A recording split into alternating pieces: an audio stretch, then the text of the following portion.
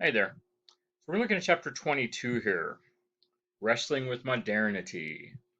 As it says on my syllabus, I call this the Roaring Twenties. We used to call it.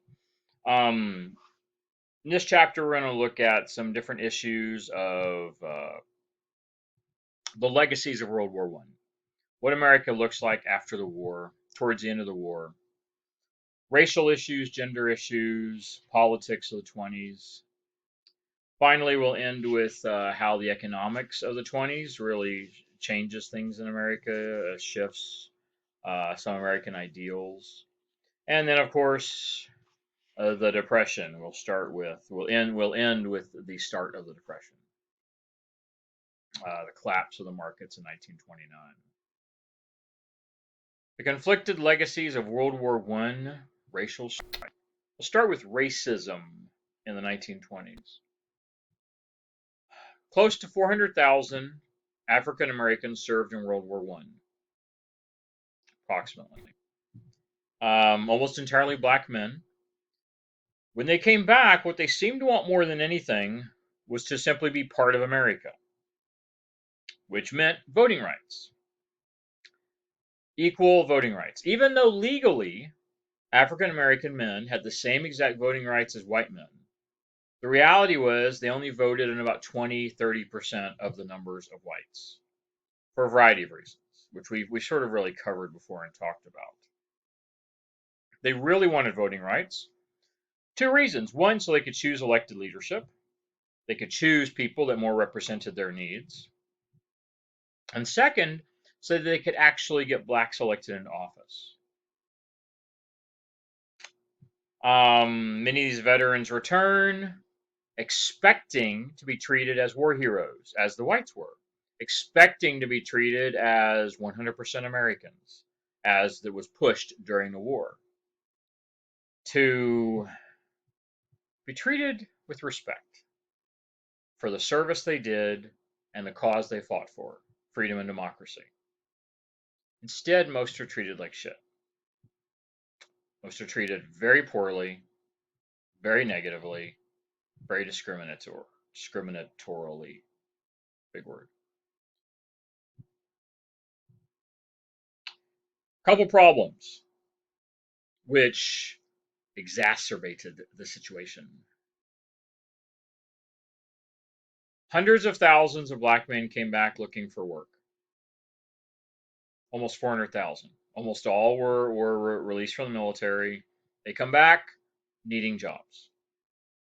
That's a lot of people. Almost 500,000 people needing work, needing jobs, and housing. Many of them are single. These are, primarily younger men. A lot of them don't have families, so they're single. They need places to live. Housing is a problem. Jobs are a problem.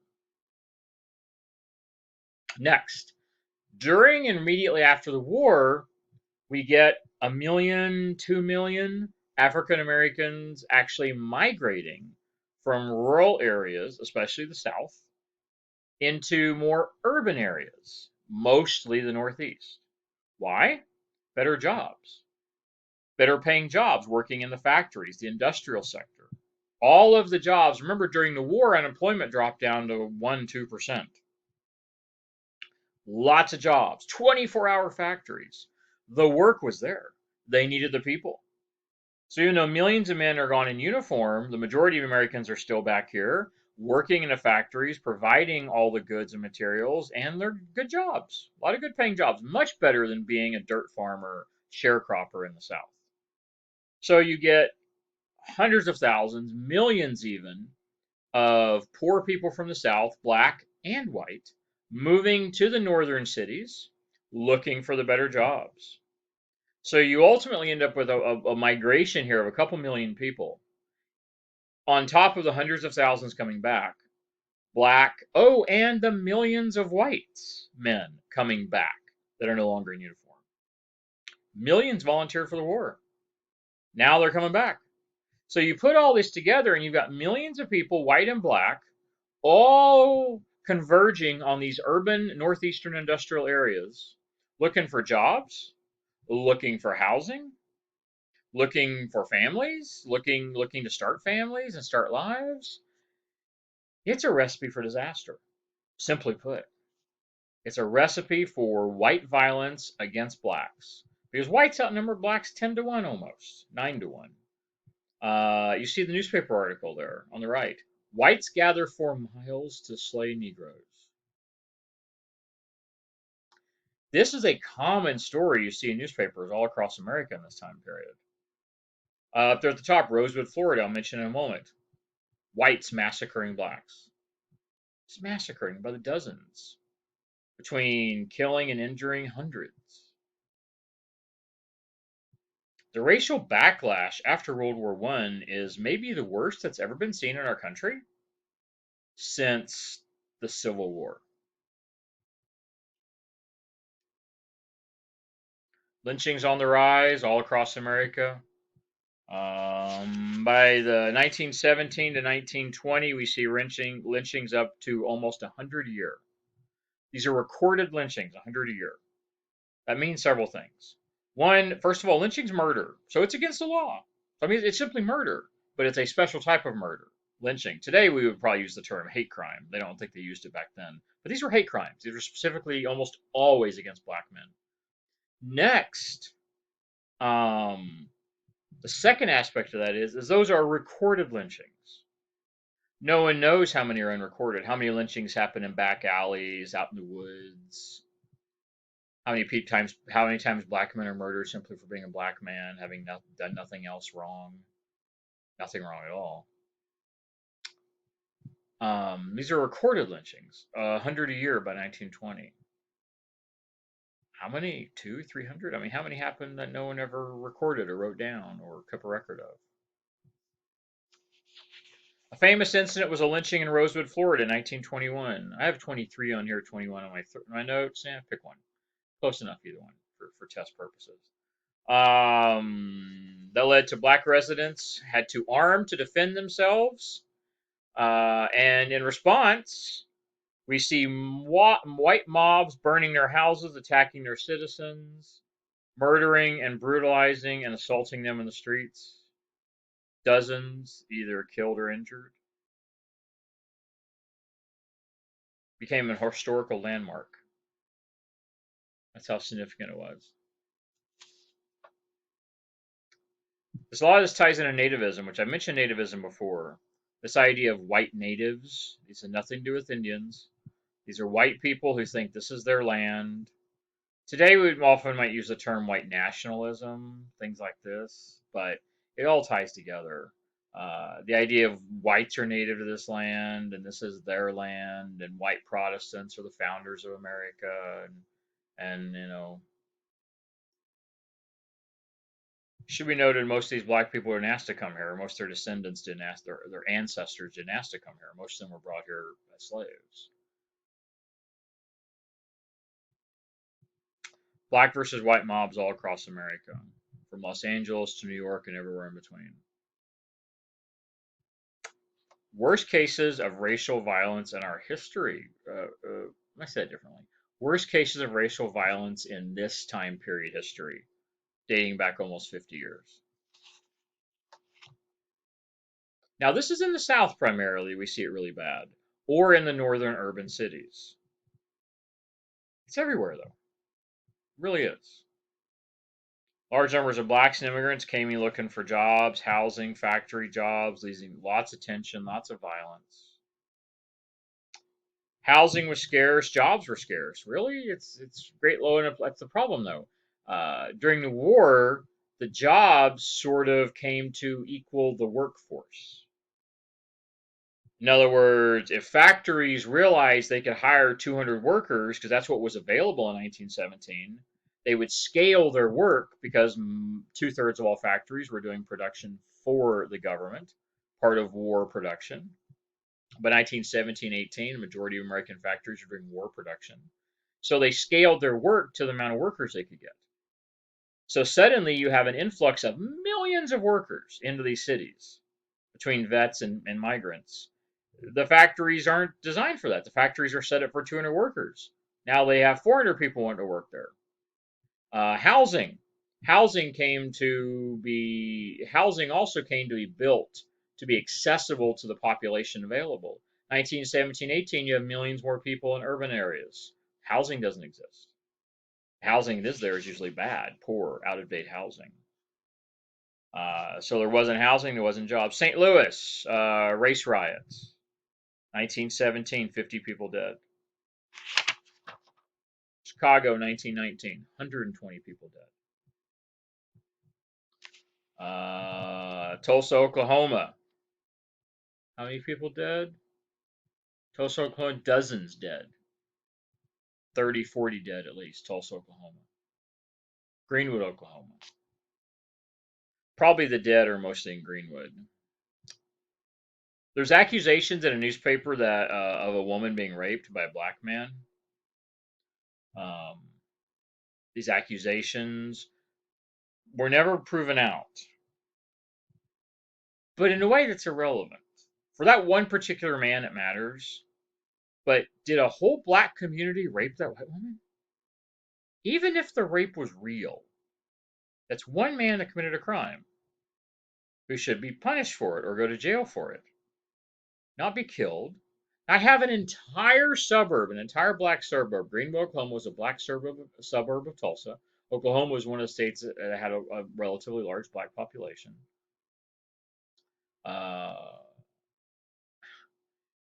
Almost the whole suburb was burned down,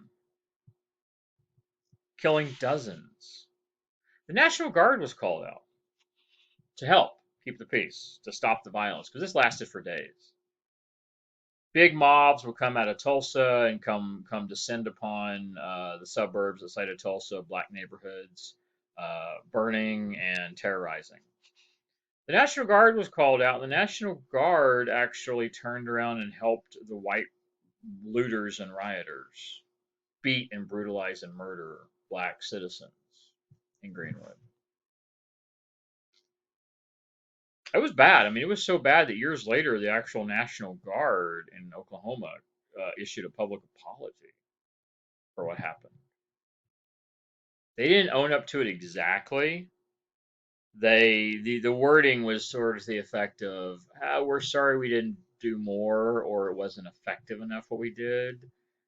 And yet the reality was they actually participated. So it was a, how do we say it in modern politics? A non-apology apology.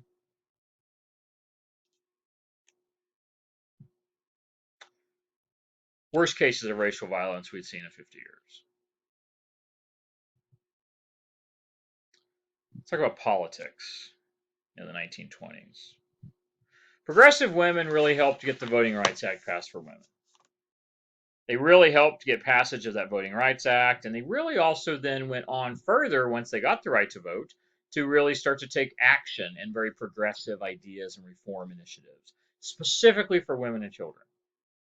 So many of these progressive reformer women found ways to really help in the public, specifically for women and children, as really seemed to focus. 1921, they achieved passage of the Shepherd County Federal Maternity Infancy Act. I think I even said it wrong. I like to say that 3 times fast. I think I actually said it wrong. It's a complicated one. It does exactly what it says. It is about a federal health care law to give medical care, clinics, education, visiting nurses, prenatal care, things like this, to specifically to really help women who need assistance, for single mothers, unwed mothers, um, widows, things like this. It is the first national health care law, the first federal health care law. Wilson tried to get something passed, never went anywhere. This one's passed. FDR tries to get national health care passed, doesn't really happen. Other presidents try to do it. Truman tries to do it. LBJ tries to do something. Yeah, really, we tried for 100 years to create national health care. This was a national health care law, and this really shows you the trajectory of a national health care law. It only survives for a few years, and then it's repealed. So the first national health care law we get, which really targets just a small group of single women and mothers and infants, only survives on the books for a few years, and then Congress repeals it.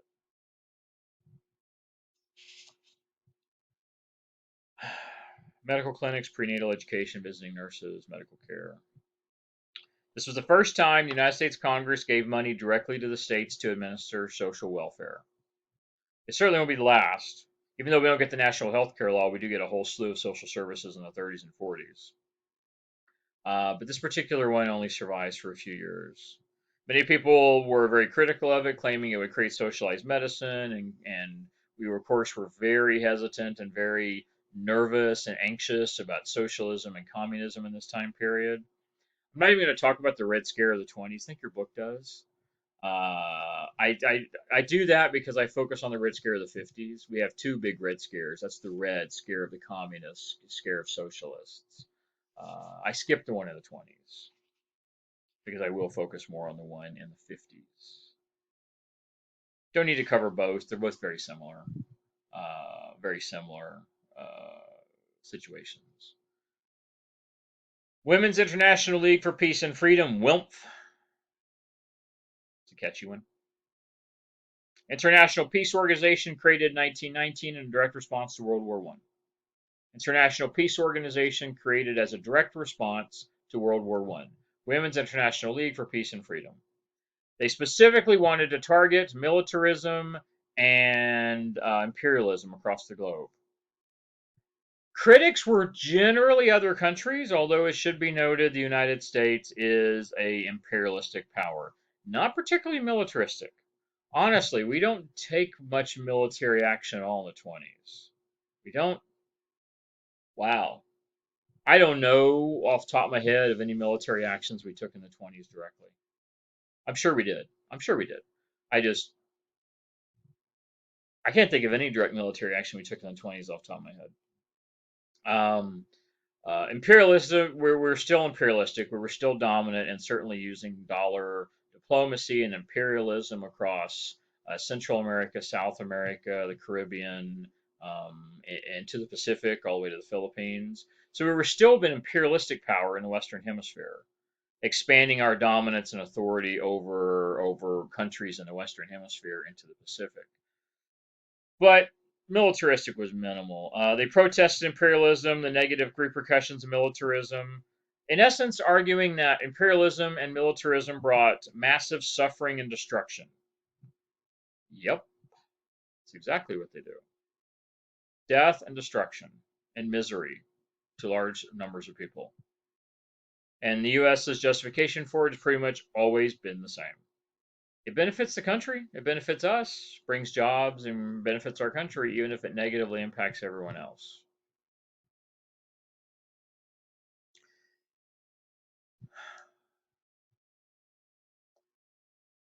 Women had a very minimal impact on politics in the 20s. It's counterintuitive in a way. Hey, suddenly women can all vote, so women should vote, or women will vote. They don't. We find that women vote in incredibly low numbers. After they're given the right to vote in 1919, we find in the early 20s, women vote less than 20%. Why do so few women vote? Good discussion question. Women have the right to vote, and yet most women do not. Why? Lots of reasons. Socio-cultural, political, family, husbands, fathers, culture of America, upbringing. 1920, women can vote. But the women who can vote have spent, even if you're an 18-year-old, you spend 18 years of your life being told you can't vote or shouldn't vote, don't deserve to vote, not intelligent enough to vote, all these kinds of things. Not educated well enough to vote. The list goes on. Why do most women not vote when given the right to vote? Think about that. This goes into that. This ties into it. The League of Women Voters. What is she doing? She. Who's she? You might think I meant her in the middle. No, I meant her. What's this she? Who is this she? Who does she represent? Who does she represent? And who does the little she represent? All three women, woman, little girl, and other type of woman. I'm being vague on purpose. Who are they? What do they represent? What does this represent? What is the fact that the older woman and her daughter are both there? I mean, do you take your little girl to the voting polling place? No. 5-year-old can't vote. So what's the significance of having the 5-year-old in the picture right there? What's the significance of who she is and where's she pointing? What is this she's pointing to? It should be obvious what this is. Hint, it's not the White House.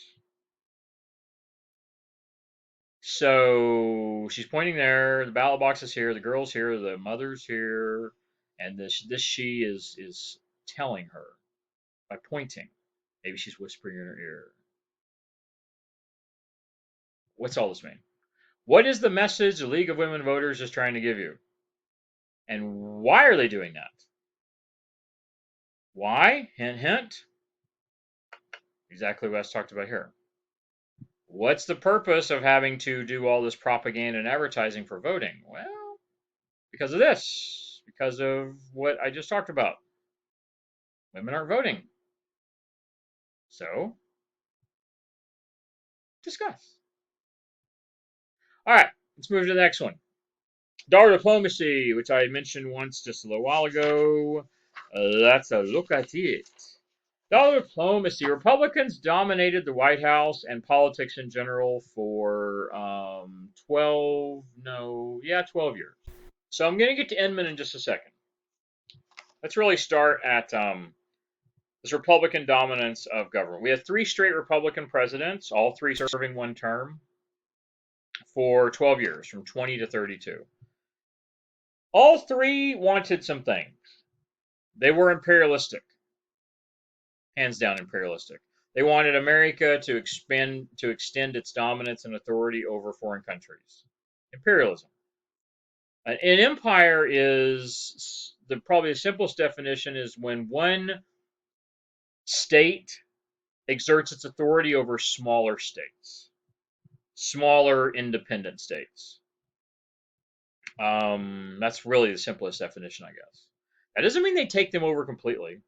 In the old style version of empire, you want to go back, to earlier human history, there was generally a total takeover and conquest. Today, the imperialism is different. It isn't about total takeover and conquest, although we do that a few times as well in some smaller islands and whatnot. We do that. But generally, the imperialism we're looking at in modern times is more cultural and militaristic. We don't take over their country, but we so heavily guide and influence and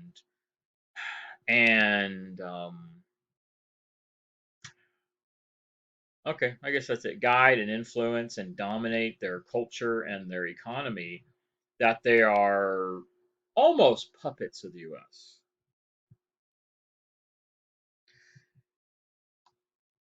These Republican presidents, all 3 of them, wanted us to do this for the benefit of America. They believed it would benefit American industry, American workers, and the American economy. Not to mention also there is some aspect here of national defense, of protecting our borders and securing our borders as well. There's some of that too.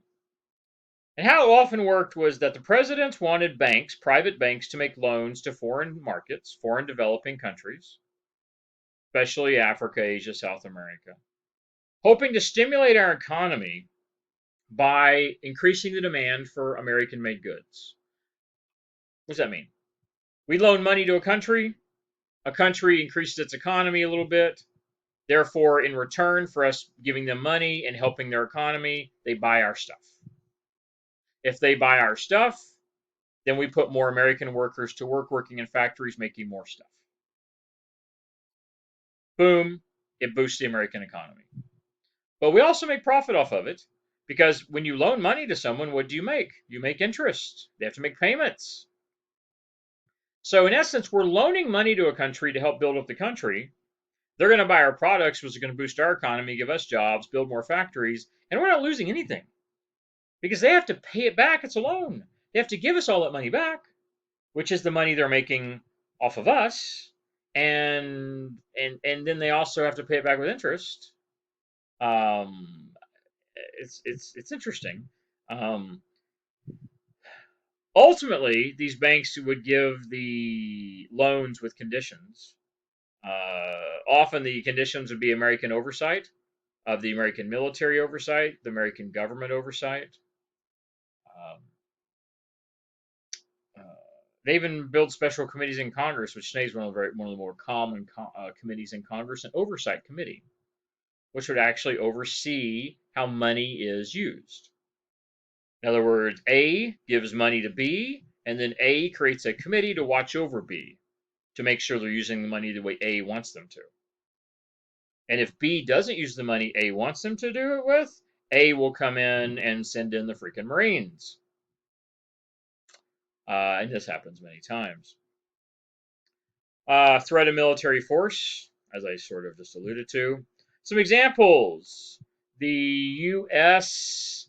Invasion of Nicaragua, military occupation by the Marines. The U.S. invasion and occupation of the Marines by the Dominican Republic.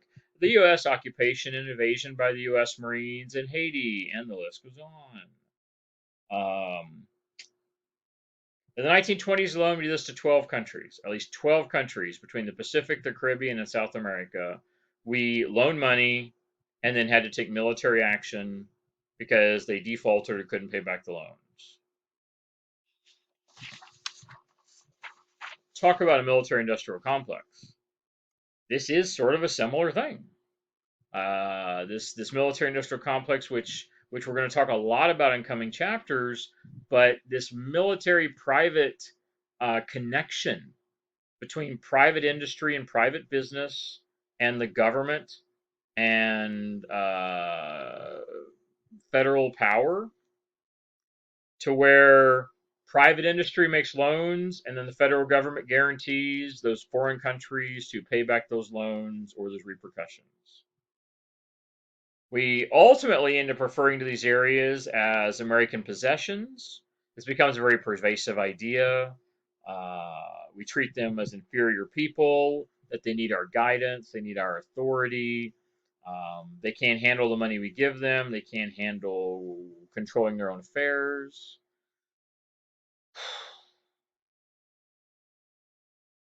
In comes Samuel Inman.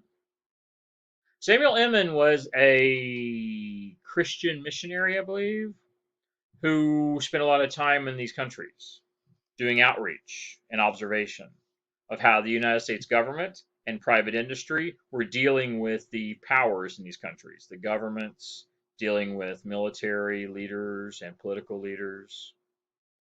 Now, he was a critic of this. He's the one that coins the term diplomacy by the force of the dollar. We give them a dollar, then we make them dance to our tune. The countries take this money. You might say, why would you take it necessarily? I don't know. Anyone of you ever been offered $10 million and then turned it down? I mean, let's face it. Someone walked up to you and said, I'm going to give you 10 million bucks. You simply have to pay it back to me in part, or you have to pay it back to me fairly. And if you don't, there could be repercussions. All you heard was, I'm going to give you $10 million. That's really all you heard. You don't care about the payback. You don't care about the repercussions. All you care about is, oh my God, what can I buy with $10 million or $100 million or whatever? These countries took the money. Even though the red tape and the paperwork could be pages, hundreds of pages long, they took it. They didn't care. Someone offered you these millions of dollars, you're not going to turn it down. Some people probably had really great intentions. Figure we'll take that money, we'll build factories, we'll help our people. Sometimes I'm sure they did have good intentions. More often than not, it went the other way. It went bad. It went bad fast. Lots of critics of this dollar diplomacy. We would loan Nicaragua money. Nicaragua couldn't pay it back. We'd send in the Marines legally. Again, as part of the contract. We'd legally send the Marines in. We would then force them to repay or give us concessions. Concessions usually took the form of building a military base or a trade deal that was very beneficial to the U.S. Us being able to import goods there without taxes, or they would have to sell us their factories or land. Um, most of the time, it ended up very badly for these countries. It ended up ugly, messy. It often leads to economic depression, rich elites, dictatorships, warlords, warfare, strife, and general misery and death and devastation.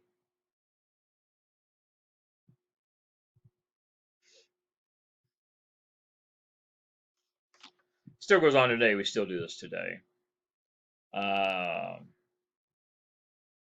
we loan them the money. They can't pay it back, or they can't pay it back on time. Military comes in. We force concessions, land, good trade deals, allows to build military bases. By the 1920s, we have a dozen military bases in Central and South America, mostly as a result of dollar diplomacy. We forced them to let us build bases. They had no choice. What are you going to do?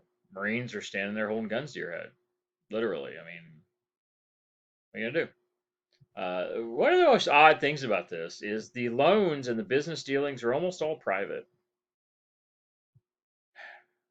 So I don't know. It's like if a private business loans someone money and they don't pay it back, what do the U.S. Marines have to do with that? So this was this business private government partnership, this military industrial complex which begins. We don't often call it that in this time period, but it's already there. This is a form of this military industrial complex where private industry is working hand in hand with government and government to facilitate a beneficial relationship between the private and the government, all for ideally the benefit of America, the benefit of American society. More jobs, more opportunities, boosts the American economy.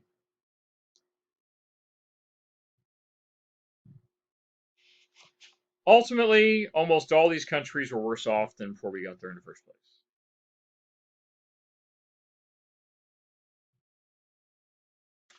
Now we're going to move to the core of this chapter, the thing we're going to spend the next, I don't know, 45 minutes on maybe. Culture wars. Culture wars takes, we're going to have 4 parts to this. We're talking about race, we're going to talk about religion, talk about education, and finally it will all culminate in the election of 1928. Sort of how all these things tie in together into how the election of 1928 played out. But they're all really a critique of 1920s America and how we had this period in America of huge affluence and wealth and prosperity, while simultaneously there was an underlying level of racism and terrorism and violence that was often overlooked by media and entertainment, newspapers. In other words, most Americans were blinded by the light. The bright lights, the money, the affluence, the new music and new entertainment, and a whole new society we had happening in the 1920s. Lots of money. And often we were blinded to see the real problems in America. Rural and native-born Protestants, often referred to as nativists, has nothing to do with Indians, nothing to do with Native Americans. These are simply white Protestants that are born in America, often calling themselves Native Americans. And the term we refer to as nativism, to where these Native Americans are discriminatory and prejudicial towards non-Native Americans. Again, nothing to do with Indians.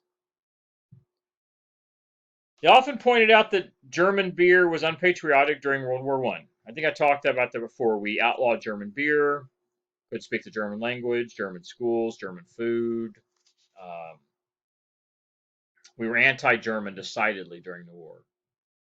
which is weirdly ironic, I suppose, when you consider the majority of Americans descend or have blood association. It's the number one ethnic, I don't know what you want to call it. It's the number one ethnic descent in the United States is German ancestry. Well, in 1917, the 18th Amendment passes, which is called prohibition. Seems perfect, honestly.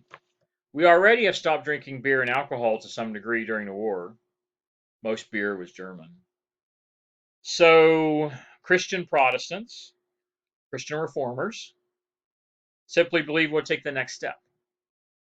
The next step, let's just get rid of alcohol completely. Many people have already stopped drinking or are limited to drinking, so let's just end it completely. No more alcohol.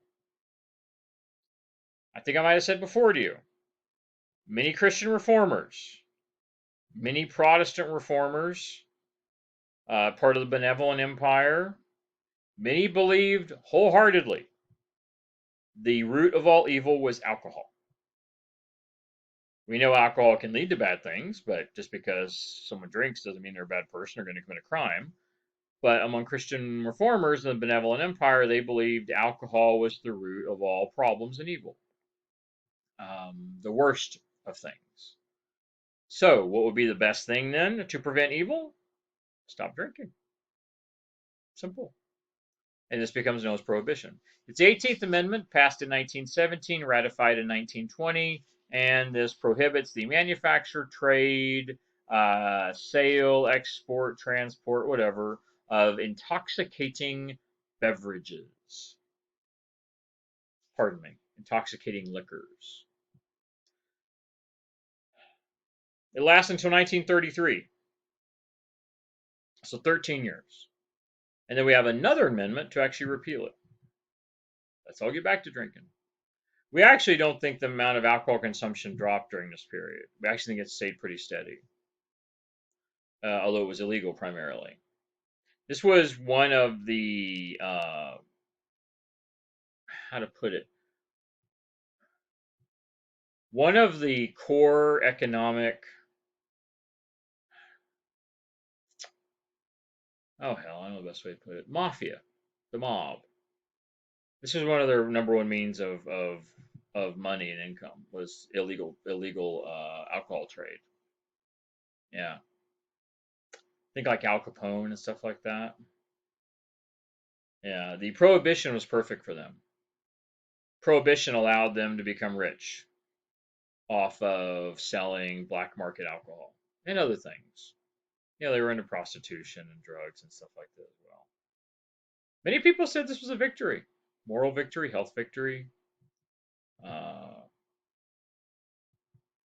Health, it probably was health victory. Truthfully, it was a moral victory as well for Christian reformers. It certainly was. It should be noted, though, we have no statistics indicating we have no statistics that indicate a decrease in crime rate or violence or domestic violence. Now, domestic violence was very much underreported, as it still is today. But there's no statistics that actually support that America was a better or safer place during Prohibition. None. So I don't know. Maybe that's one of the reasons that there was a lot of support for repealing it. The other one, of course, is depression. Education is another important thing that happens. This is religion. This is all religion and politics. Separation of church and state? Nope. No. We don't really have that in this country. Don't let anyone fool you. We really don't. Have separation of church state in this country. Not really. Education was important. Some state and local school actually came to mandate biblical. There's a good word. Biblical teaching in schools. It became mandated. Religious teaching in schools. Hell, even when I was a kid, we had prayer in schools. So public school. So biblical teachings were mandated, required in many schools, especially in the Southeast, what had been the slave states. We find really, really repressive and really strong religious conservatism to where there's really only one right way, and that's the very strict religious Christian conservatism that we'll see in the southern states. And of course, what you can't teach is evolution. Some states outlawed it completely, for instance. Tennessee did. Tennessee actually made it illegal through their Congress, their legislature, illegal to teach evolution. Couldn't do it. It was against the law. Biblical teachings must be central to the existence of humans. So they don't specifically outlaw evolution teaching. They phrase it as differently. They phrase it as a positive, not a negative. All teaching must focus on biblical beginnings to human existence, Adam and Eve, and all that. You cannot reference any other type of existence of human, beginning human existence, which of course is evolution. Which brings us to the very famous Scopes trial. This is John Scopes right here. High school. That's a hell of a hairdo he's got going on there, isn't it? It's kind of a slick back, really sort of a weird little curly. That's kind of weird. Nonetheless, he was a high school biology teacher, Tennessee. And guess what he had the audacity to do? He taught evolution in his biology class. Technically, he was breaking the law. He was breaking the law. It was against the law. He was arrested, went to jail. Yeah. Big trial. Called the monkey trial for two reasons. The one is the most obvious, evolution. The idea that humans evolved from monkeys, apes. But the second reason was a little more figurative. It was a circus. It had huge media attention, cameras and movie cameras, and people from all around the world came to see this big trial, this big famous the monkey trial about him being on trial for teaching evolution. Which should be noted, polling indicated at least half of people in this time period still didn't believe in it. So over a majority of Americans still do not believe in evolution in this time period, believing the biblical beginnings of humanity. Well, he was arrested, had the trial, it was a big circus. You know how long it took him to find him? Well, guilty or innocent? 8 minutes. Took the jury 8 minutes to decide, which of course seems pretty obvious. They decided guilty. Which I suppose he technically was. He broke the law. I suppose technically that doesn't mean the law was just or fair, but I guess technically he did break the law. 8 minutes to find him guilty. What might be more amazing than all of this is that the actual Supreme Court of Tennessee later overturned his conviction, overturned the whole thing, setting him free, declaring him innocent. I don't know the specifics of this. I don't know exactly why they let him go, but why they overturned his conviction. This was the first big trial for the ACLU, the American Civil Liberties Union, which today is thought to be one of the prominent organizations for American civil rights and justice for minorities, especially anyone who gets their civil liberties violated by business or government. And finally, the state law in Tennessee. It remained on the books until the 1970s. So all the way through the 1970s, it was still illegal. 70s, 60s. 60s or 70s, it was still illegal in Tennessee to teach evolution. This is Tennessee, an example, but this was not unusual in the southern states especially. Don't get me wrong, coast to coast, you find a lot of resistance to evolution, and it was common to find prayer in school and things like this, coast to coast. It was just stronger, more virulent, really, in the southern states. This type of religious conservatism and this type of religious oppression of anyone who had any ulterior ideas or different ideas, anything that challenged the status quo. 1933, we overturned the 17th Amendment. I believe that's what it was. These men want beer. Give me beer. Give me beer. Give me. Is it because they want to all go get drunk and go to the bar and have a good old time? No. They want beer because of what did it outlaw? Manufacture, sale, and transport, which is what? And the word you should be saying is, yes, correct, jobs. It's lots of jobs. Think about all the jobs. All the jobs in manufacturing, distilleries and breweries, the sale. I mean, almost every business sells beer or alcohol or wine or something like that. And then you've got the transportation, vehicle transportation, train transportation. I mean, the packaging. I mean, it's a massive industry. The whole alcohol industry is huge. They wanted it in 1933, the Depression. It wasn't about going and getting drunk. It was about jobs. I'm sure when the beer industry, when the whole alcohol industry opened back up, it probably employed tens of hundreds of thousands of people. It was big. It was a big deal. So 1920, we have a moral and health victory. In 1933, we have an economic victory. Culture wars, the next part, nativism and immigration. Many people feared unrestricted immigration as native-born Protestants, natives, believed immigrants possibly to be the cause of problems in the U.S. Catholics, Jewish people were often targets of hostility, discrimination. Japanese, Chinese, lots of immigration in this period, or there was at the beginning.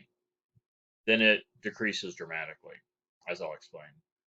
President Coolidge in 1924 even announced, quote, America must be kept America. What does it even mean? What he meant was white Protestant. That's what he meant.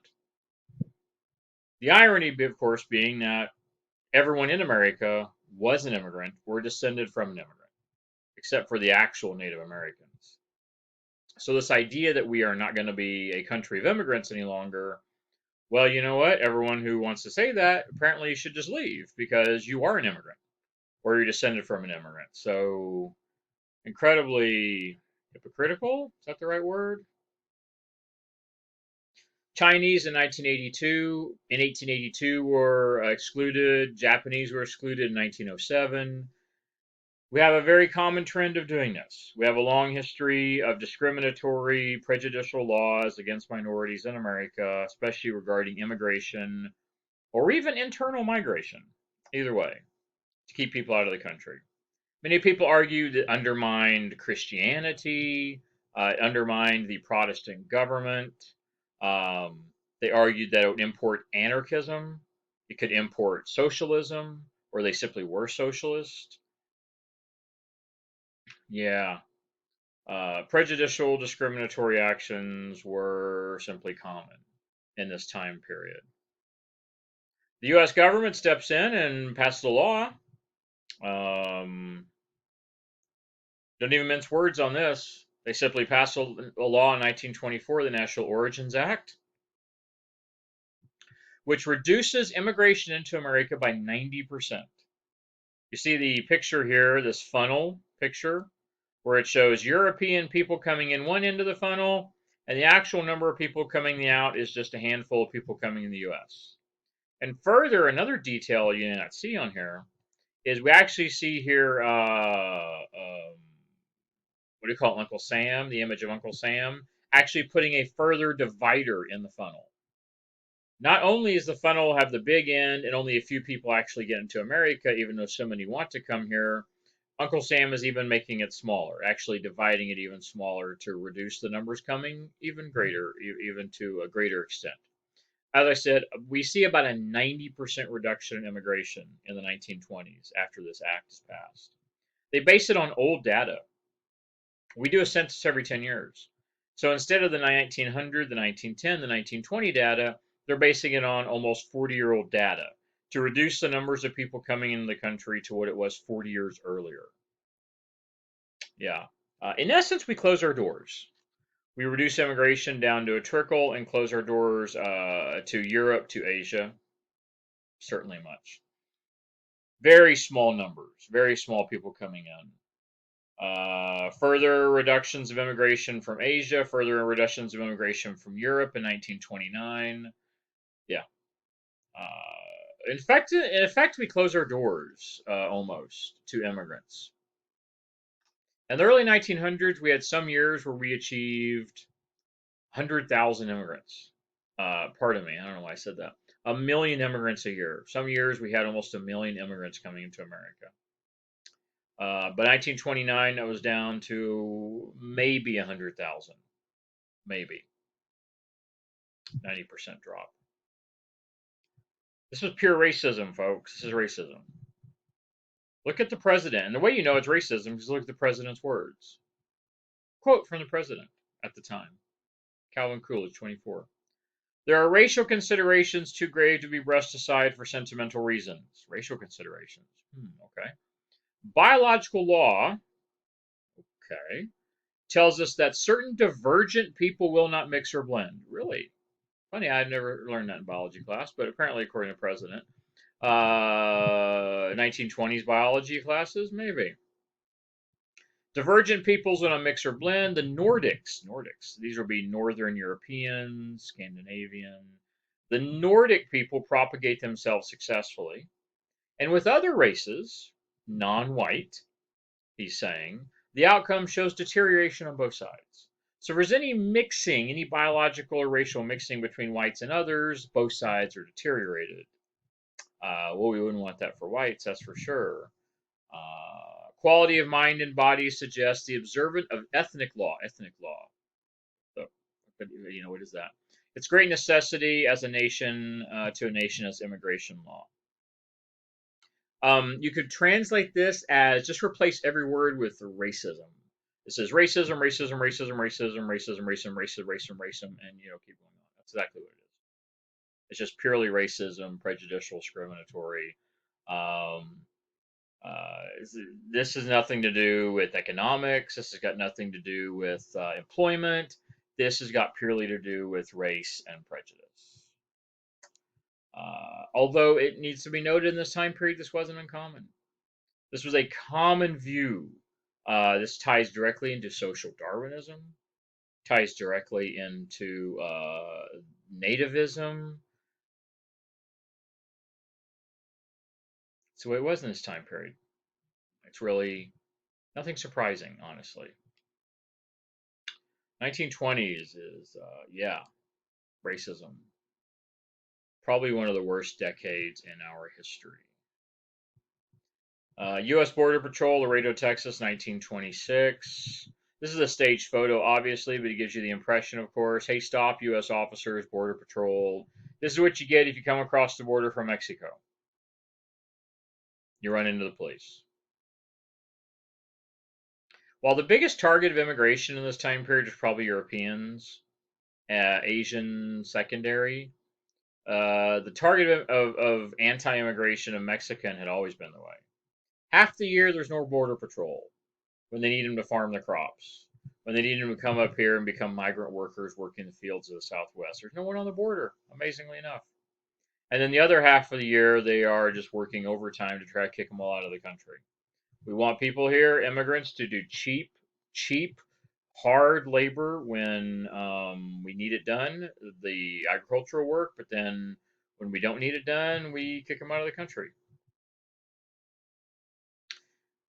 The third aspect of this, as if we were already talking about racism, let's talk about the KKK.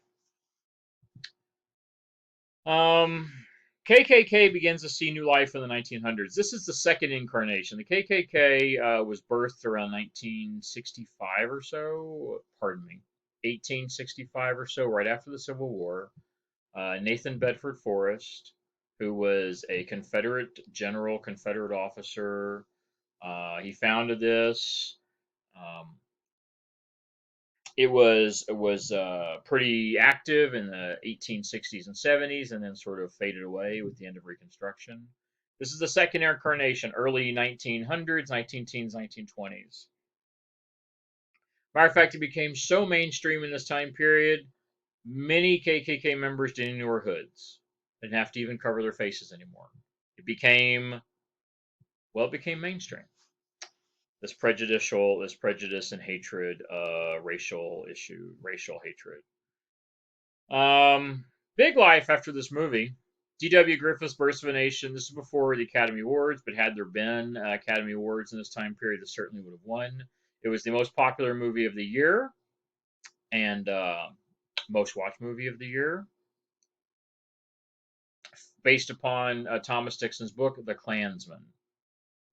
What is the story of the Birth of a Nation? Simply put, is where KKK members, after the American Civil War, saved the South from rampaging, brutal freed slaves that were going around and raping and pillaging and murdering whites and raping white women and all this. And the KKK were the White Knights coming to the rescue of the South after the war to protect them from all the freed blacks and the freed slaves. It's a very popular movie, and that really says a lot about our culture in 1915. Most popular movie of the year, most watched movie. I mean, that just says so much about what culture was in America in this time period. Racism and discrimination and prejudice was simply normal. It was normative in this time period. We see expanded attacks on blacks and others, hatred and bigotry, but here's how it becomes mainstream. Even in the 1860s and 70s, it wasn't mainstream. 1860s and 70s, they still hooded themselves. It was still frowned upon by the majority of people. How does it really become so mainstream in this time period? We just talked about it in the previous section. What is the new target of ire and hatred in this time period? Jews, Catholics, immigrants, Asian. The KKK morphs itself, and instead of focusing entirely on blacks, it actually seems to focus more of its attention on nativism. Jews, Catholics, immigrants, Asian Americans, Asian immigrants, which we had this general feeling in America in the teens and 20s of anti-immigrant, anti-Asian, anti-non-Protestant. So the KKK it's like a plug in a slot. It just fits perfect. It was a perfect creation, this perfect manifestation of the KKK, which allowed it to really key into America's prejudice and bigotry in its time period, which allows it to become mainstream. We see many KKK people running for political office. We see members win hundreds, not a few, hundreds of political offices across the nation. Open members of the Ku Klux Klan. By 1920s, there were over 3 million publicly known members of the KKK. That doesn't include the secret members. There were lots of secret organizations. KKK was never it's not a united organization. There isn't like one office. It's not a entirely like a national organization. KKK is typically structured with independent offices and branches across the country, often with a very decentralized leadership. There's not like one boss or like one chief executive over the whole organization. So as a result, it's very difficult to get numbers. But the best numbers put us at 3 million plus people who were actually on the record or had some type of documentation indicating membership, which means it very well could have been double or triple that. Very much. They were seen as a valid political organization. They were seen as they were widely accepted. They keyed in perfectly to America's nativism and bigotry towards immigrants, non-Protestant immigrants especially, non-white, non-Protestant. It was perfect. What we call a perfect storm, just a really the perfect mesh of bad things happening all at the same time. This really is a great demonstration, good discussion. What's so unique about this? What is unique about these women marching in Washington 1928? Let me look at my notes. 1928. What is so unique about these women marching in Washington 1928? The women, look at their faces. You can see their faces. There's Washington. There's the Capitol right there in the back. Yeah, it really says a lot. This idea of women, how does it also challenge our perception of the KKK? If you actually think about the KKK, isn't your perception usually this?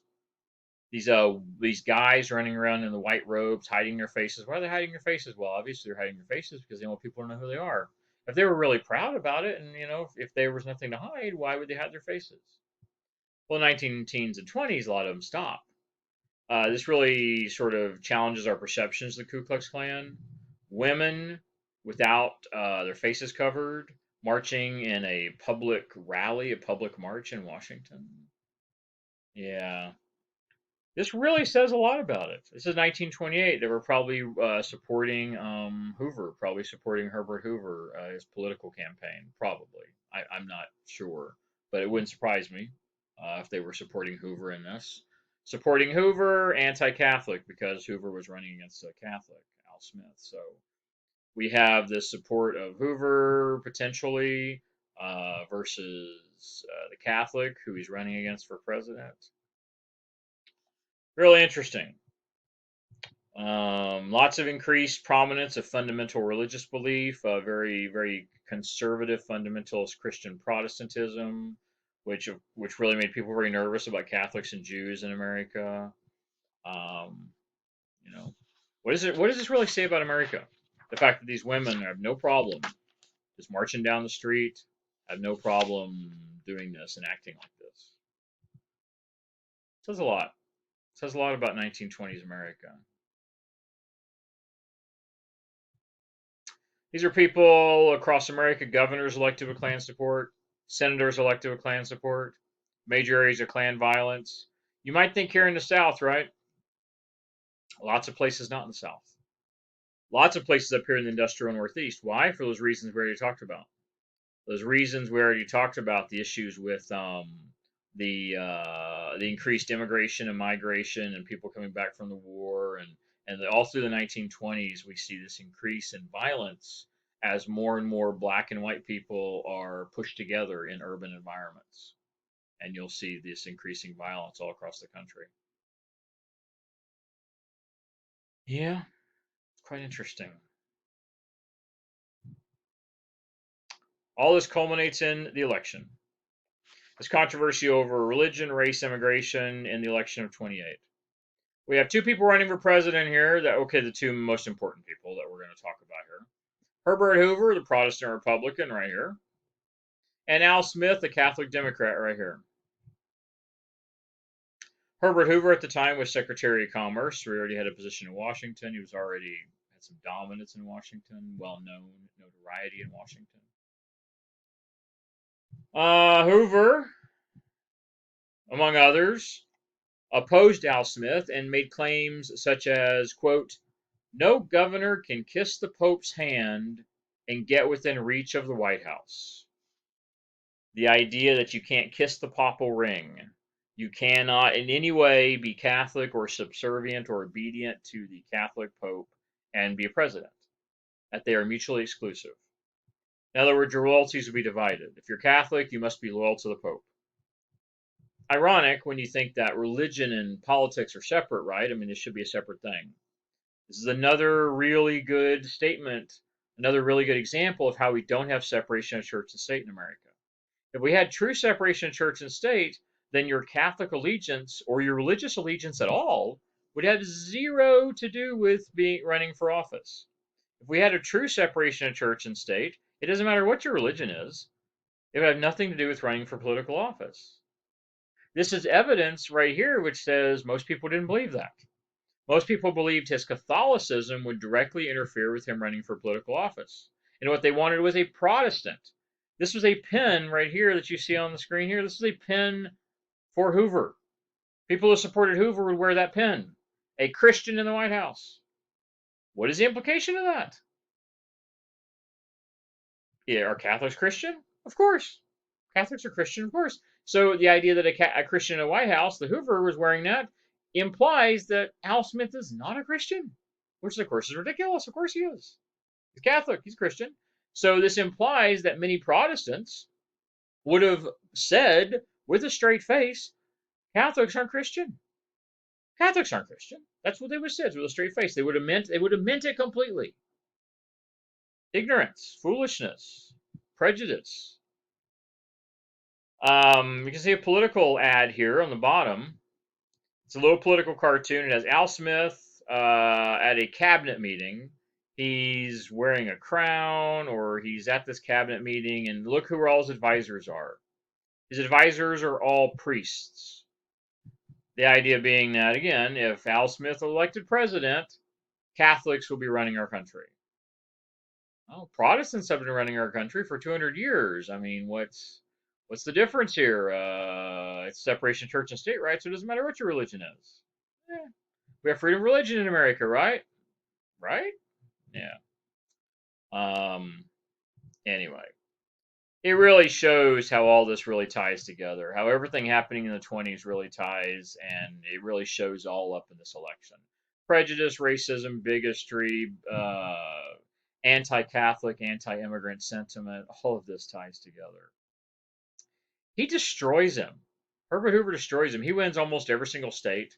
I think he wins almost every state. He wins 444 electoral votes. He wins almost every vote. Gets 60% of the popular vote. Landslide victory. He did promise renewed prosperity. He promised an end to poverty.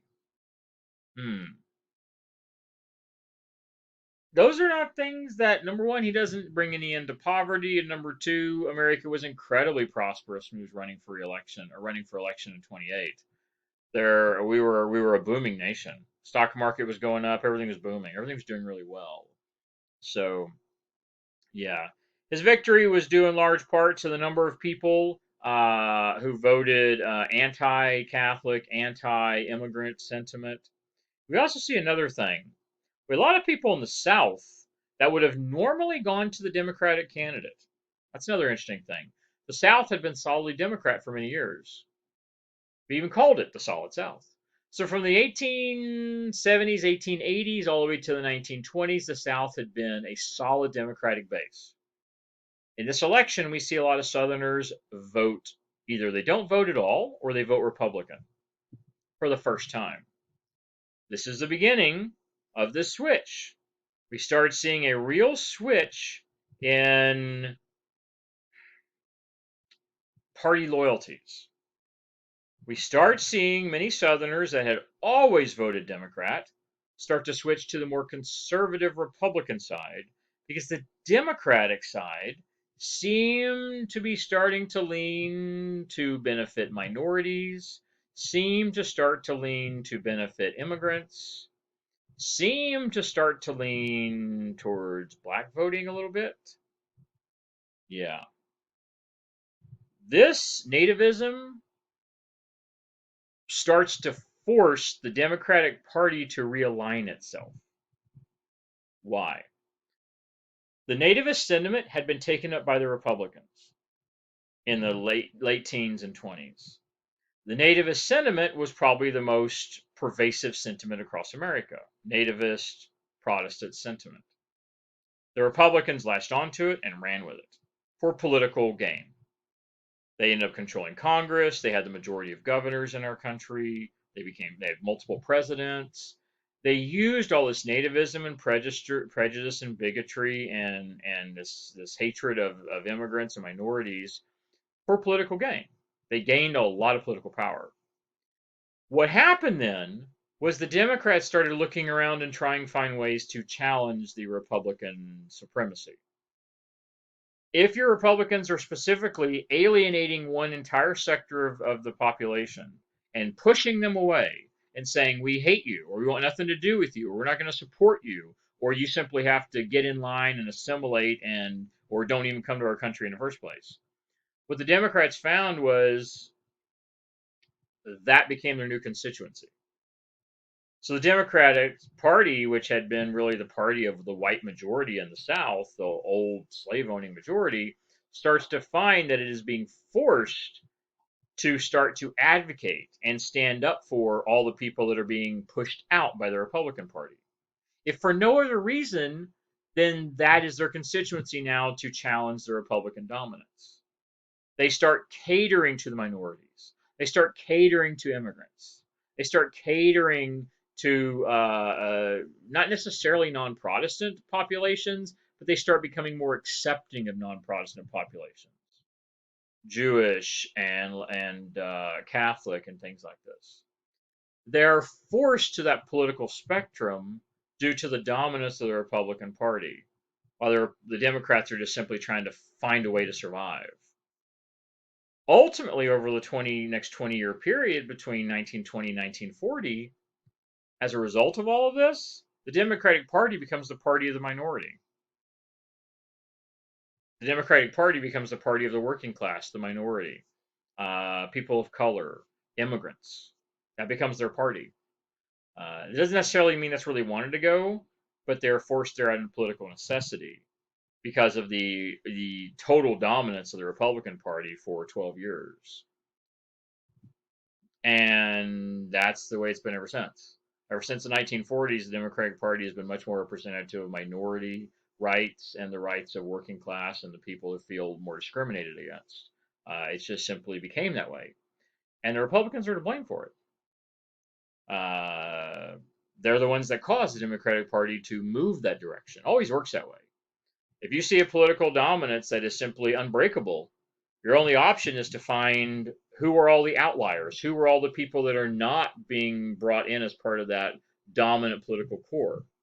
And the Democrats found that's who they found: the minorities, the immigrants, working class, the poor.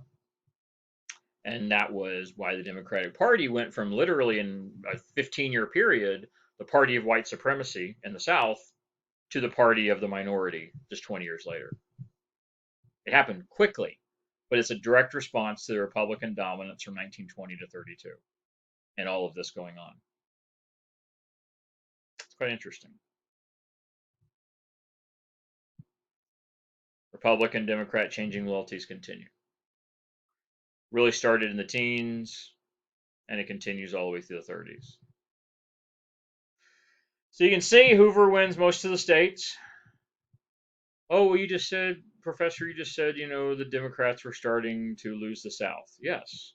They didn't lose these 6 states, but they lost Florida, Tennessee, Kentucky, North Carolina, Virginia, West Virginia, Texas, Oklahoma, Missouri. All of these would have been very solid Democrat states. So they lost half. So they lost half of these states to Herbert Hoover, Republican, that in previous elections, all of this would have gone Democrat. Everything down here would have been Democrat. So they lost about half the states. And you're going to see in the coming elections in the next couple years, the next couple chapters, you're going to see in the coming elections that almost all these states eventually shift over to the Republican Party. Eventually, over the next, like by the 1940s and 50s, this becomes solidly Republican across the South. 40s, 50s, 60s. It's a shift. It's slow. It doesn't happen overnight. It happens over a 20+ year period.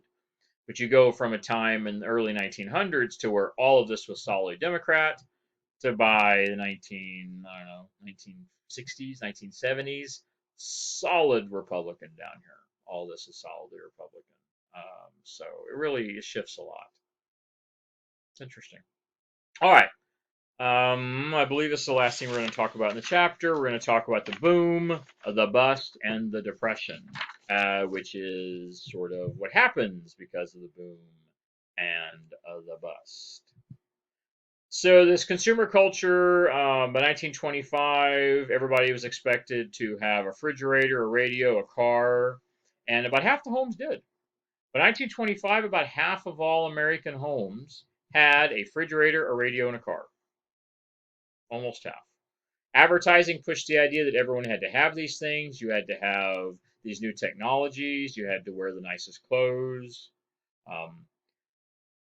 We own most of the cars in the world. I think I'll cover that again in a moment. And how did you know you were supposed to have all this stuff?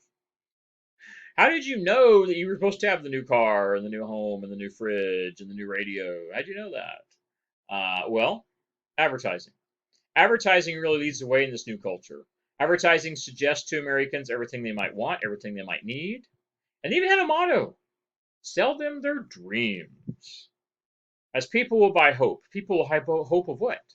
Hope of a better life, hope of more enjoyment, better prosperity, hope of what it would do for them, hoping of looking better and feeling better and I mean, this is still a period in America where most people are still very social. This is really before the suburban America and the spreading out of America into all the suburbs. This is really when people are still focused on small town America, or if you're in a city, you're focused on your small neighborhood and your community. So you really want to look good for your neighbors. You want to be able to impress your neighbors. You want to have higher status. Status was very important in America among your communities. This was equal opportunity exploitation. This was not about a particular race or economic group. It wasn't about religion. In essence, almost anyone could afford one or two luxury items. This was really about, this was really about, it crossed cultural, socio-political lines. Yeah. This was one of the only things in America that really didn't care what your religion or race was. Really didn't. Advertising. The cycle begins. The cycle. So you buy more goods. Okay. You take on more jobs to pay for those goods because you have to pay for them, right? You have payments. You have monthly, week payments. Back then were often weekly, so weekly, monthly payments. We women have to work outside the home to help support because a man's income often isn't enough. So women have to work outside. Women have to take part-time jobs, often doing double duty, having to have a job at home and have a job out in the public. Um, Ultimately, in times of crisis or need, or if someone loses a job, you have to sell those items. You have to go into debt. You have to work on more jobs, and then you have to get more jobs if you want to buy more things. And then they all get old, right? I mean, your car gets old a couple years. Radio gets old a couple years. You need to go buy new stuff. New fridge goes on the fritz. Got to do all that kind of stuff. And ultimately, in a time of crisis, you got to sell all that stuff. Go bankrupt. And the bills were the big problem because bills come weekly, and every individual thing you bought was only $1 or two. $1 a week, $2 a week, $3 a week. You buy one or two things and you're fine, but then there's two things and it's five things and it's 10 things, and then suddenly you're getting bills for 20, 30, $50 a week, and oh my goodness. It's really bad. It's really bad. And this is all part of this buy now, pay later lifestyle. This is the beginning of the era of credit in America. They're still not using credit cards. They would use like charge slips, almost look like IOUs. If you ever seen any of the old ones, they would put like a carbon copy paper and they would run a machine across it. And it really is the beginning of the credit in America. Excuse me. Often people would overextend themselves. Rich or poor, it doesn't matter. In essence, the more money you made, the more money you had, the bigger stuff you bought. So whether you were poor or whether you were middle class or wealthy, people would often overextend themselves. They would buy too many things. The culture demanded it. Entertainment, the media, the politics, it demanded you buy things and then spend the money. Buy it and spend it and stimulate the economy. And for years this worked. One of the reasons we call it the Roaring Twenties, for years the economy kept going up and up and up and booming and getting bigger and bigger and more money and more wealth generation. The stock market went up and it looked great. Looked like it would never end. Till it did. Till it did. Credit for all. Everyone bought into this. The automobile is the best example to exemplify all of it. The automobile really demonstrates this whole buy now pay later credit style and the dangers of it, and ultimately what happens when it collapses. Mass production of cars, huge. By 1929, we were selling $3 billion of cars a year. 80% of all cars in the world, right here in the U.S. So we produced most of the cars. We purchased most of the cars. Again, the expectation, half all American homes had a car. By 1929, you were expected to have one. It was simply the standard if you possibly could afford it. Well, it stimulated the entire economy. Everything. All the ancillary business. Think about all the businesses that go with a car. Think about it for a minute. What are all the things that go with building a car? It's all the other stuff. All kinds of stuff, right? Okay. Steel, rubber, electronics, glass, light bulbs, mirrors, all the engine components, all the metal parts involved, the engineering. Okay, go outside the car further. Gas stations, repair facilities, and I'm sure the list just goes on. Lots of other things. This was so big and so affected so much of our economy that by 1929, about 1/7 of all Americans, about 1/7 of all Americans worked in some type of business that was associated with the auto industry.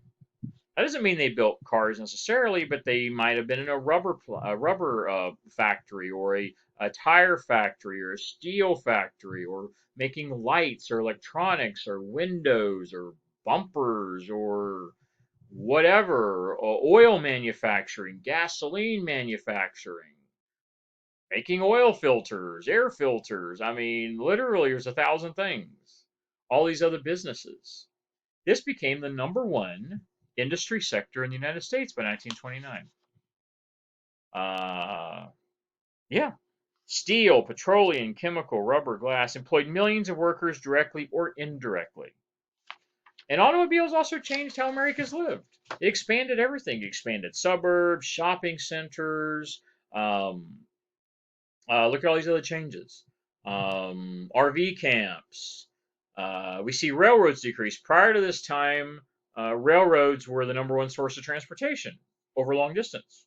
If you went anywhere that wasn't right in your neighborhood, you were going to be on a train or a subway, or some type of cable car or something like that. So now you don't need that. Now you have your own vehicle. Now you have your own car. You don't need all that stuff. Very interesting how all that comes about. Auto camps. Today we'd often call them RV camps. The idea of RV camps. The shopping center.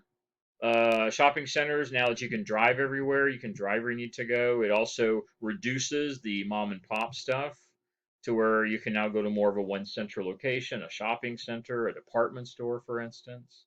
We do see suburbs expand. We had suburbs for a while, and we see suburbs grow bigger because now it's a lot easier. You hop in a car and drive back and forth from work to your job. This begins the process of what we call white flight, where we start to see white people move out of the cities.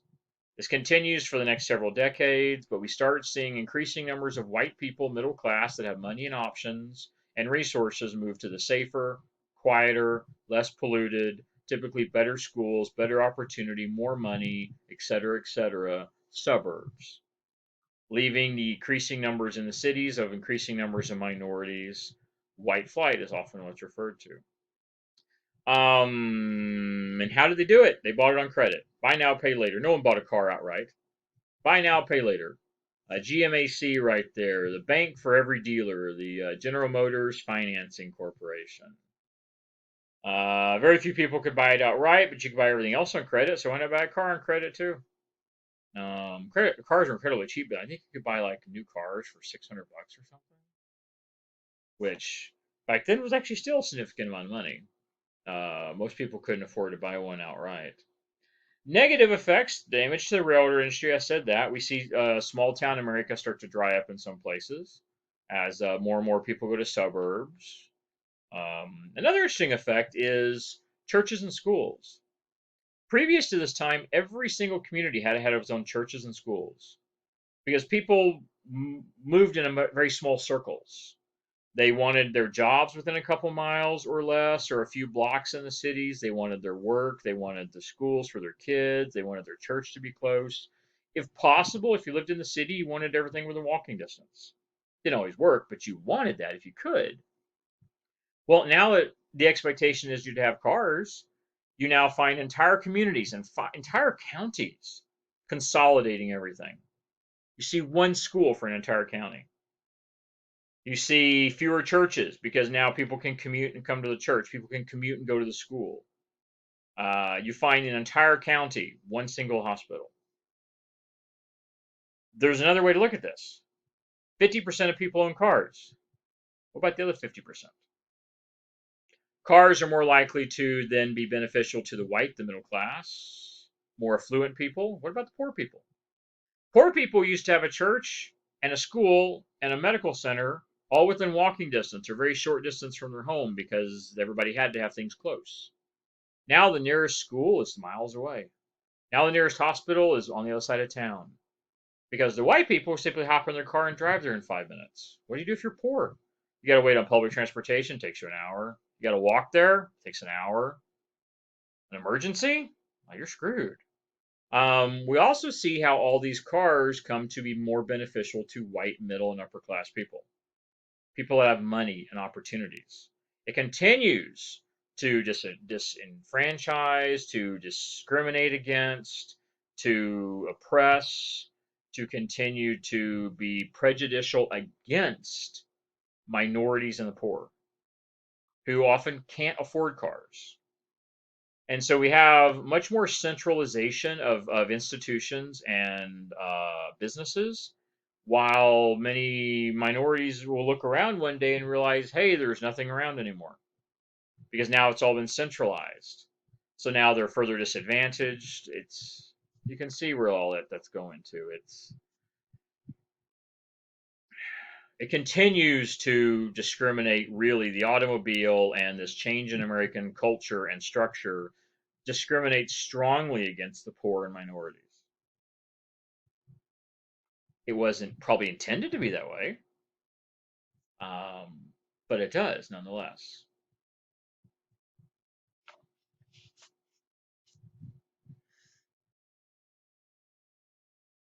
Advertisement. Look at Rosenstein's diamonds here. They don't even screw around. They don't even mince words. Right there. Buy now, pay later. Here's our diamond. Here's a diamond for you. Here's your diamond anniversary gift, or you want to get married or something. Here's your diamond ring. Give us $20 now and then pay it off later. We don't even mess around with it. Why pay cash anymore? $1 a week, right here, for a woman's new spring and summer tailored suits, women's dresses. $1 a week. There you go. Even the poorest people could afford stuff like this. Honestly, this new consumer America of the 20s was equal opportunity exploitation. Even the poorest people could afford occasionally something new or nice. It got everybody. And then I love this over here. This is buying a house. Look at this stuff. Is this Chicago? Or if I remember right. I think it's Chicago. Yeah, Chicago. $100 for a house. WTF? $100. Look at this house. I'd move into that house today. I got a house, but I'd move into that one if I didn't have a house. It's really nice. I mean, look at that. It's beautiful. It's got an above ground basement, I guess is what that is. It's gorgeous. How much does a house cost? It says houses for as low as $1,000. Imagine buying a brand new house for $1,000. You know there are parking spaces in New York that cost $1 million. You can buy parking places for $1 million. Either buy or lease them or something for $1 million. Here you can buy an entire house, lot, and everything for $1,000, $100 down. It's crazy. It's beautiful. Beautiful back then. It's really interesting though. It just gives you an idea of what life is like in this time period. The whole buy now, pay later, everything. Nothing is off limits. And finally, we will end with the Depression. This leads us to the Depression. All this stuff going on is really what puts us in the Depression. It really heavily influences how we end up there. The causes of the Depression are many. There are far too many to list. I'll just go over a couple of things, but understand it's a very complicated process. But a couple of things which did certainly contribute. Too much bank lending, for one. The banks were lending, well, by 1929, banks were lending $7 billion a year. This is the time period where a lot of people didn't even use the term billion or even understand what billion meant. Billion was a number that didn't compute for most folks. Such a big number. It doesn't make any sense, really. $7 billion a year. Given on credit. This is given on credit. Pretty crazy. People were investing in the stock market unrealistically, hoping for massive returns. Often buying on margin, which I'm not going to get into the specifics of, but it amounts to where you're buying and you're hoping for big returns on small. You're hoping on big returns with big risk, but the risk it's that risk they give you in the small print. Well, the market could always drop and then you lose everything. However, the market had continued going up. So people ignored the risk and said, well, market's going to keep going up. I'm just going to make a ton of money. Another problem was lots of companies were putting excess earnings. If you're a company and you have excess earnings, you should put a lot of that money back into your business to build up your business. Buy new equipment, hire new workers, expand your facilities, open your markets, get more customers. Instead, what they were doing, because the market was having such high gains, they actually found it was more profitable to take all their excess money instead of building their business. They put it in the market to make a bunch of really high profits off of the market. Great, as long as the market's going up. What about when it isn't? Instead of investing, then the drop comes in 29. Banks were doing this too. You understand a bank doesn't have all that money you put in it just sitting there. Like, if thousands of people put millions of dollars in some bank, and say a bank's got 100 million in deposits, does that bank have 100 million dollars sitting in its vault? Of course not. It's got, I don't know, $1 million, if that. Where's the other 99 million go? They take it and they do stuff with it. That's the money they use to give you a car loan, to give you a home loan, to give you a personal loan, to give you a college loan. That money comes from the other two people who came in before you and put their money in the bank. You understand that, right? If there's 100 million in deposits, it's not just sitting in a vault somewhere. If you think it is, you're wrong. It isn't. The bank takes that money and then makes money off of it by investing it, by giving it out to other people using interest. So they take all the money we give them and then they turn it around and make money with it. That becomes a problem when people come knocking and asking for all their money when the depression hits. And many banks are like, we don't have your money. Sorry, we don't have it. Yeah, that happens a lot. How a lot? As we'll talk about in the next chapter, by the early 30s, 9,000 banks permanently closed, bankrupt, because they ran out of money. Pretty crazy. 1929, the crash happens. This happens in the summer of 29. I think it's the summer of 29. Pardon me, it's late 29, so it's September or something. The stock market crashes. Initially, it wasn't thought it was going to be too bad because the business cycle works this way. The business cycle is constantly boom and bust. That's the way capitalism works. Market goes up, market comes down. Market comes up, market comes down. It's usually a soft rolling wave. That's the way the market works. You can see by the chart up here in the corner, it wasn't very soft. The soft rolling wave hits initially. There's this initial recovery right here. And then crush. It just bottoms out. Initially thought it wasn't going to be too bad. It was. Initial recovery and then a drop and another drop. We see some recoveries and then it drops again. And this becomes the worst depression in American history. Only got worse. People stopped spending money. Credit became more difficult to get. Millions of people forfeited on their loans. They lost everything. Banks collapse. The entire economy collapses. Hundreds of banks go under. And as I said, by the early 30s, over 9,000 banks closed their doors. There's no FDIC. There's no Federal Deposit Insurance Corporation. There's no one to save or protect them. If your money was in the bank and the bank had spent all your money in the stock market and then lost it or given all your money out, and then no one's repaying their loans because they don't have their money, the bank is simply empty of money. And you go knock on the door and you say, hey, I deposited $1,000 in here in my savings account. The bank says, I'm sorry, we don't have it. Nothing we can do about it. We're closing our doors and we'll never see you again. Sorry. Your life savings is gone. This happened to hundreds of thousands of people. People lost everything. The depression then spreads. It spreads to Europe. It spreads to the entire world. This becomes a global economic crash that spreads globally. Yeah, it's international. It really is. President Hoover responds. Very minimal response. He creates the RFC, or Congress creates it, and anyway, this is created through him in Congress. Reconstruction Finance Corporation, which gives federal loans to banks, railroads, and utilities to keep them in business. So the RFC is giving federal money to banks, railroads, and utilities to keep them in business. Big corporations, big money.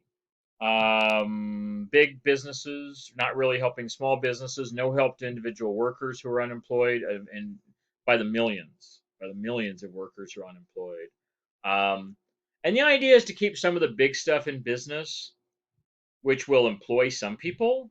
But honestly, railroads are a very small sector of the economy. Utilities are a very small sector. Of course, the utilities need to keep running so people keep having their water and electricity. So what he did was important. The RFC was important. You can't say Hoover did nothing, even though often we do say did almost nothing. Truth be told, to give Hoover the fair shake, even though Hoover was a pretty bad guy, honestly, pretty despicable, frankly. What he did here is what most presidents would have done.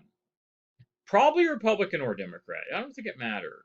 Truthfully, the actions he took, as we'll talk about more at the beginning of the next chapter, are pretty much in line with what would have been expected from a president during a depression.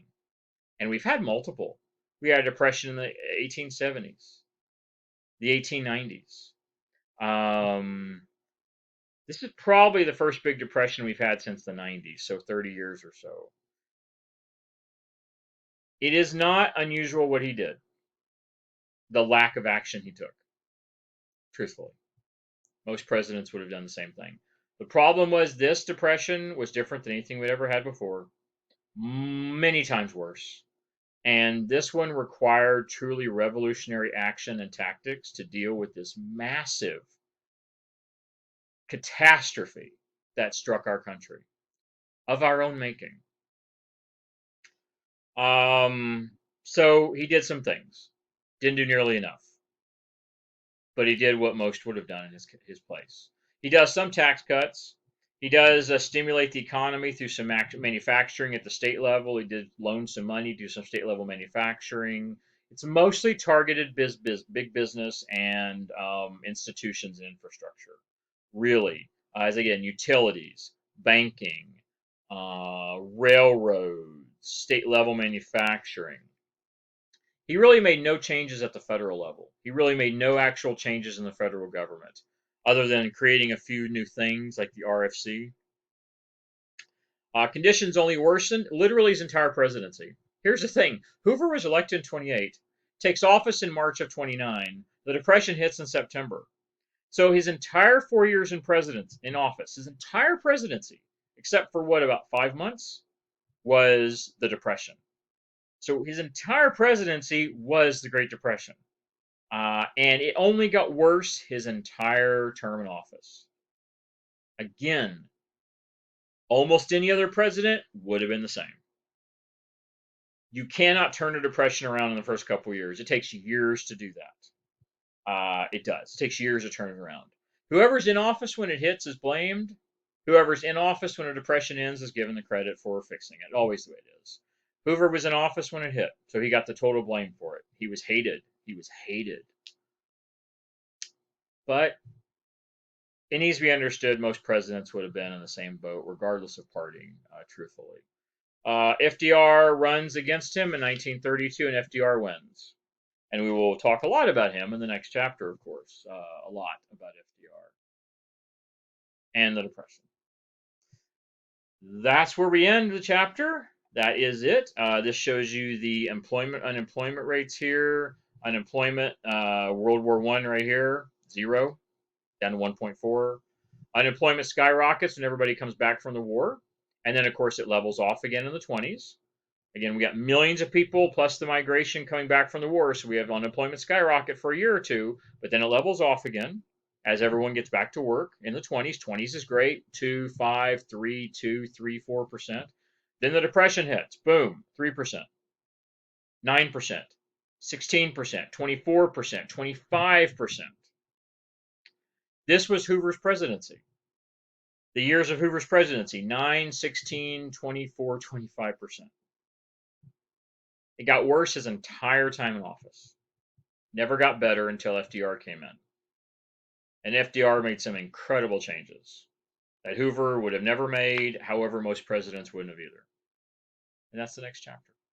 So thanks so much. Appreciate you being with me. And that's it for this chapter. We will talk at you later.